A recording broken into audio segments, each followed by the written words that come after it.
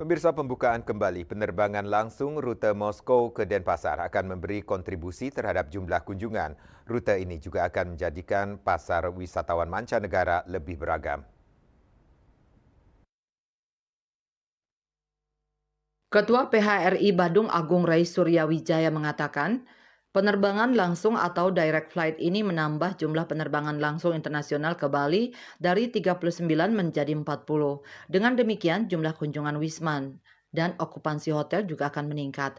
Penerbangan ini nanti reguler seminggu 2 kali dan akan menambah jumlah kunjungan khususnya dari Rusia ke Bali.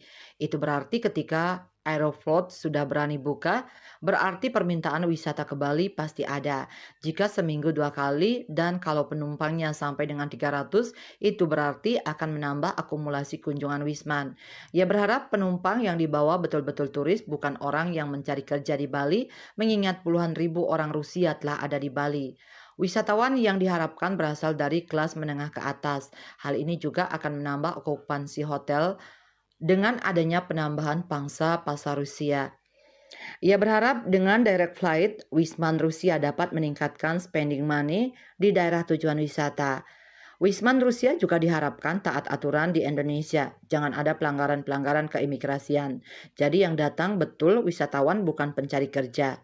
Menurutnya spending turis Rusia dulu cukup bagus. Sebelum perang di Rusia, wisatawan yang middle ke atas minimal spending hariannya 1,5 juta rupiah per orang. Kalau tinggal seminggu berarti sekitar 10 juta rupiah ke atas yang memberi dampak dan kontribusi yang bagus terhadap kunjungan. Cita Maya Bali Post melaporkan.